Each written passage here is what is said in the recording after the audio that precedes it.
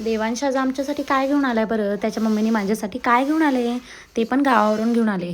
गावरान हरभरा दिला होता. म्हटलं आता तो भाजून खावा, मस्त त्याच्यावर मीठ टाकावं, एक नंबर लागतो. आणि रिधानला हे कुरडया आवडतात म्हणून त्यांनी हे पण दिलं होतं. आणि म्हटलं एकीकडे राया झोपला आहे तोपर्यंत त्यांनी दिलेला गावरान घेवडा तो पण निवडून घ्यावा आणि आज घेवड्याची आमटी करावी. बाहेर फरशीचं काम चालू होतं आणि एवढ्या आवाजात सुद्धा राया आमचा मस्त झोपला होता. मग नंतर थोड्या वेळाने उठला आणि मग त्याला घेऊनच बसायला. कधी कधी मुलांना काही त्रास होत नसेल तरी त्यांना जवळ आई हवी असते, कारण की आईसोबत खेळणं आणि बोलणं त्यांना खूप आवडतं. आणि आता रायाला एकटं सोडणं खूपच अवघड झालं आहे माझ्यासाठी. एक सेकंदसुद्धा तो सरळ राहत नाही. आता पलटी पडायला लागल्यामुळे त्याला असं वाटतं मी काहीतरी नवीन करतोय, म्हणून तो सतत पोटावर पडण्याचाच प्रयत्न करत असतो. आणि त्याचा हात अडकल्यानंतर तो जोरजोरात रडू लागतो. आणि त्याच्या या रडण्यामुळे अजिबातच मी त्याला एकटं सोडत नाही, सतत जवळ असावं लागते.